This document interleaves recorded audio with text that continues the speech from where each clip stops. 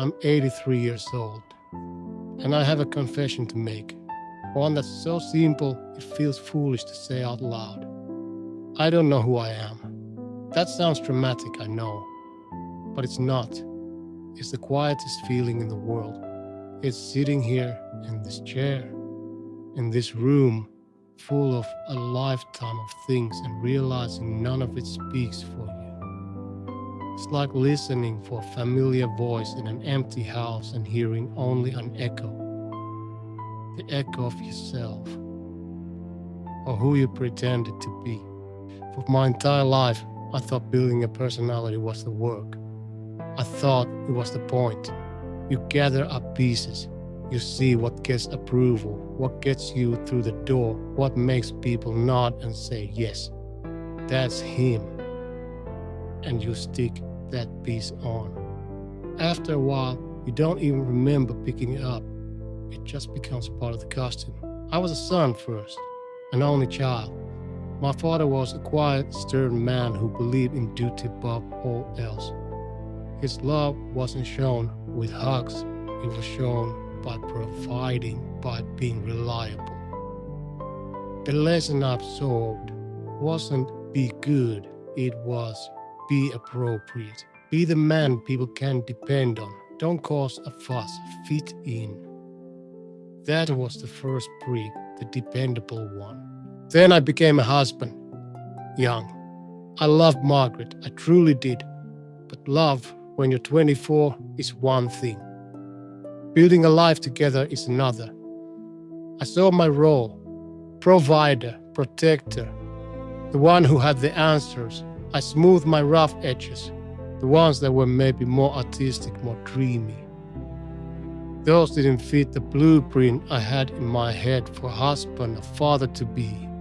I became steady, unflappable. I wore that suit to work and I wore that personality home.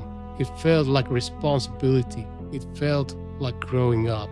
My career wasn't banking. It wasn't a passion. It was a choice that made sense. It was safe. It was respected. It paid the mortgage. At work, I built another layer, the cautious man, the man who dotted every I, who could be trusted with figures, with other people's money. I learned the language of meetings, of prudent investment, of measured risk. I spoke it so fluently that after a decade, it wasn't a language I spoke anymore. It was how I thought. My humor became dry, appropriate. My opinions became moderate, well-reasoned. I was building a reputation. I mistook it for building a soul. When my children came, Sarah and then Michael, I added father to the construction. I was a disciplinarian when needed, the advice giver, the driver to practice us, the silent presence at the dinner table. I showed love by working late to pay for braces, for college funds. I thought my silence was strength. My absence was sacrifice for them. I didn't know how to be silly. That piece of me, the one that might have known how to be silly, had been packed away so long ago I'd forgotten where I'd put it. So I played the part of the father I thought I should be.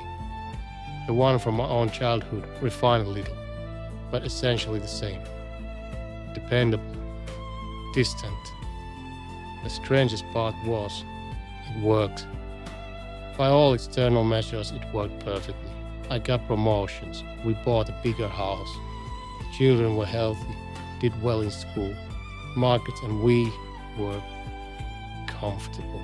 We were a picture, a family portrait, and I was the steady figure in the center, his hand on a shoulder, his expression calm and assured.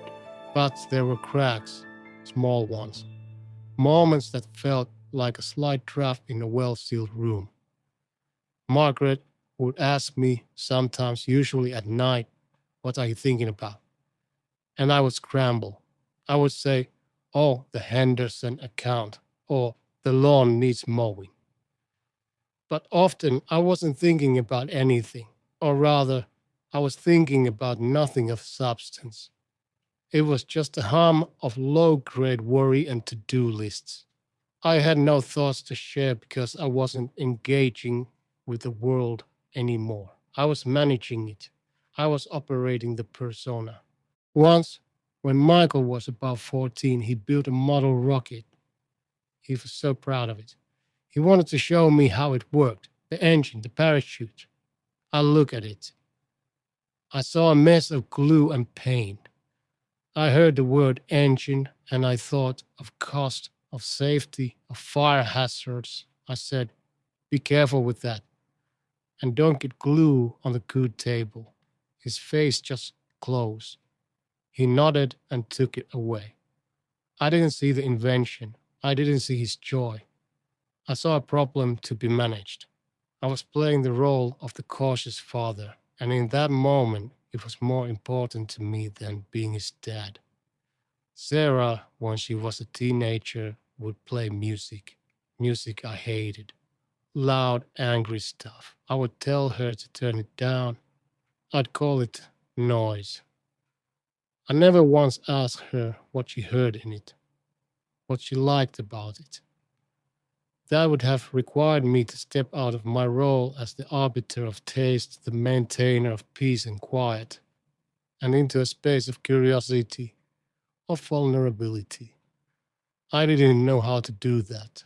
The costume didn't allow for it. The cost wasn't a single catastrophic event.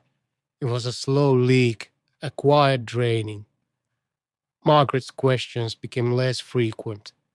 The children stopped bringing me their small enthusiasms. Our conversations became logistical. When will you be home? Did you call the plumber? What time is the graduation? We were a team running a household. We stopped being a family, sharing a life.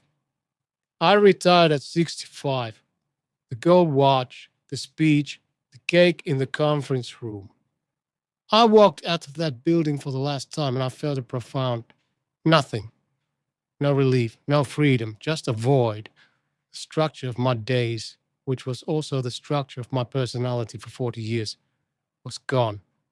I came home, and Margaret, God bless her, she tried. She had her garden, her book club, her life. She'd built herself alongside me, but somehow she'd managed to keep more of hers intact.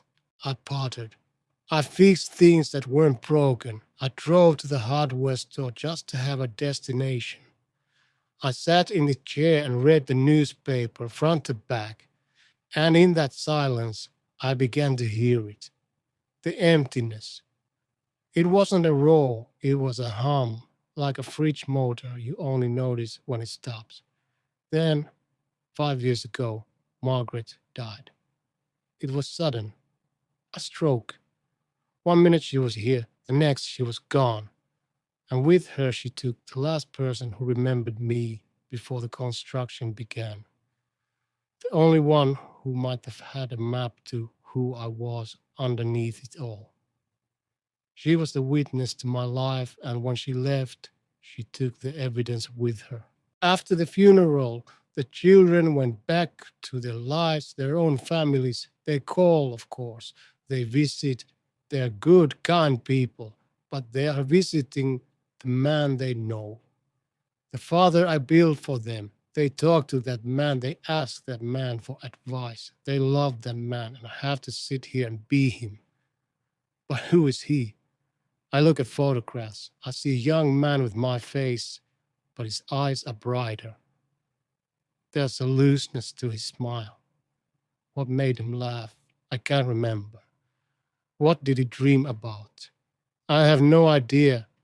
I buried him so efficiently, so completely under layers of duty and appropriateness and safety that I can't even find the grave. I have hobbies now. I garden a little. I try to read poetry, but it feels like a tourist visiting a foreign country. I'm going through the motions of a reflective old man. It's another role. The retired gentleman, the wise elder. It's just the latest version of the suit.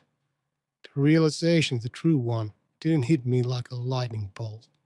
It settled on me like dust. It was a Tuesday afternoon. I was making a cup of tea, and I thought, I don't have a favorite mug. A silly thing, but it's opened a door. I don't have a favorite anything. Not really. My favorite color? I don't know. Blue, I suppose. My favorite music? Something classical. But do I actually like it, or is it just what I'm supposed to like? What food do I truly crave? I eat what's healthy, what's easy. My opinions are echoes of newspapers I read decades ago. My convictions were chosen for their stability, not their truth. I spent a lifetime building a personality that would be acceptable, reliable, and successful. And I succeeded. But the person who was meant to live inside it, he got lost in the construction. He faded away from lack of use. So I sit here, an old man in a house full of artifacts from a life that feels like it happened to someone else. I am not angry. I am not even sad, not in an acute way. It's a deeper, quieter thing than sadness. It's a hollow recognition. If you're listening to this and you're younger, I am not telling you to quit your job or abandon your responsibilities. That's not it. The trap isn't in the work or the duties.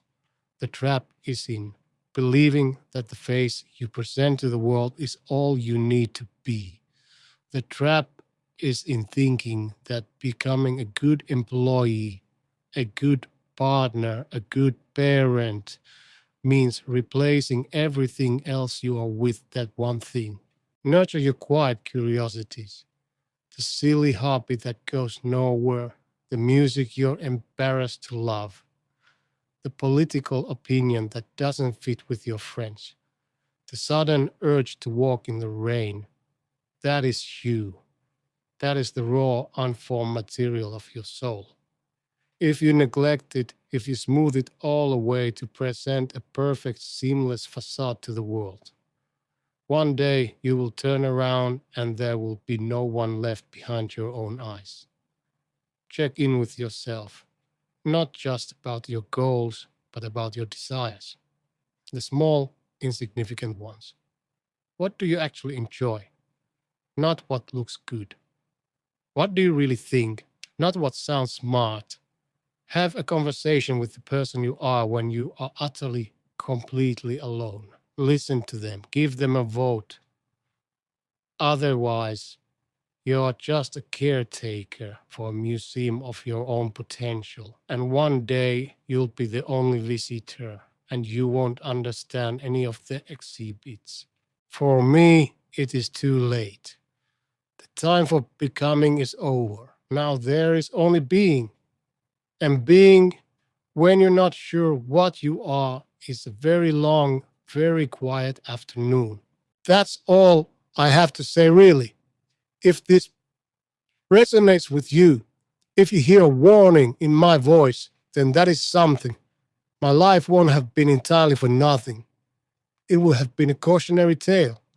And perhaps that is a kind of purpose too. I think I'll go make that cup of tea now, in any mug at all.